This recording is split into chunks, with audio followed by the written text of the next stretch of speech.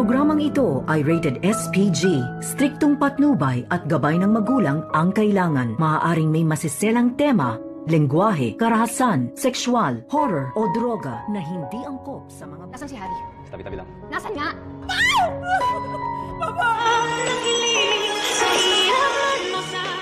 Narito na nga ang ating pakatutukan bukas sa abot kamay na pangarap.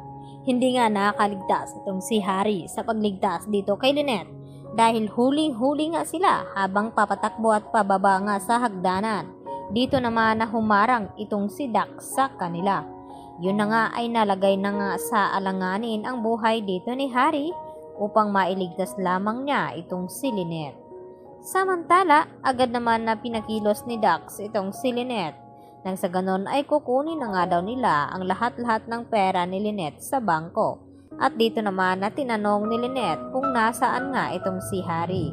At ang sagot nga dito ni Dax sa kanya na nasa tabi-tabi lamang daw itong si Harry. Subalit walang kaalam-alam itong si Lynette na nasa peligro na nga na kalagayan itong si Harry na anak ni Doc Carlos Benitez.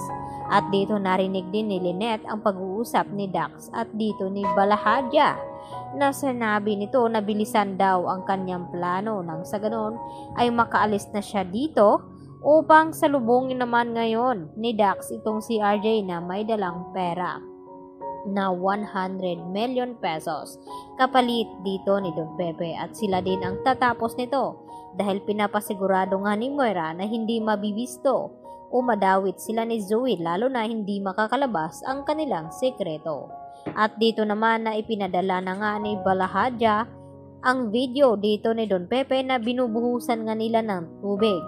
At dito na sinabi ni Balahadja kapag hindi tutupad sa usapan itong si RJ, hindi tubig ang masasaksihan nito kundi sarili daw ang dugo dito ni Don Pepe ang kasunod na ibubuhos nila dito sa kanya.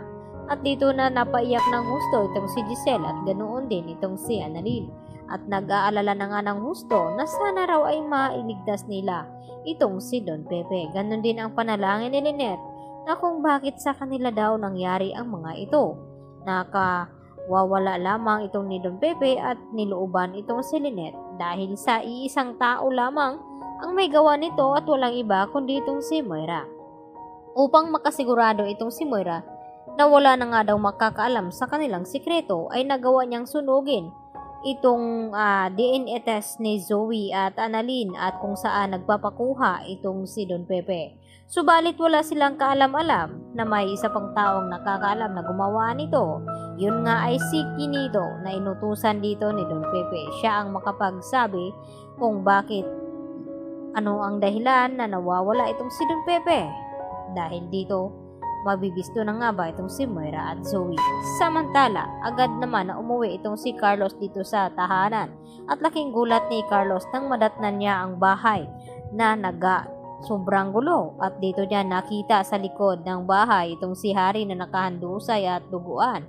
At dito rin na sinabi ni Doc Carlos na kinakailangan daw madala sa ospital itong si Harry. Subalit nang gamutin na nga nila ito ay sa kasamang palad dito dineclare ni Doc Lendon Javier na hindi na nga nakasurvive pa itong si Harry dahil sa tagal nga na hindi agad nadala sa ospital ito dahil sa kagabihan pa lamang ay nangyari na itong aksidente kay Harry na binugbog siya ng husto dito ni Dax at hindi lang iyon dahil sinaktan pa siya nito upang mailigtas lamang itong si Lynette. Kaya ang masisisi dito ni Carlos ay walang iba kundi itong si Lynette. Yan ang ating abangan bukas sa Abot Kamay na Pangarap. Yan lang po at maraming salamat.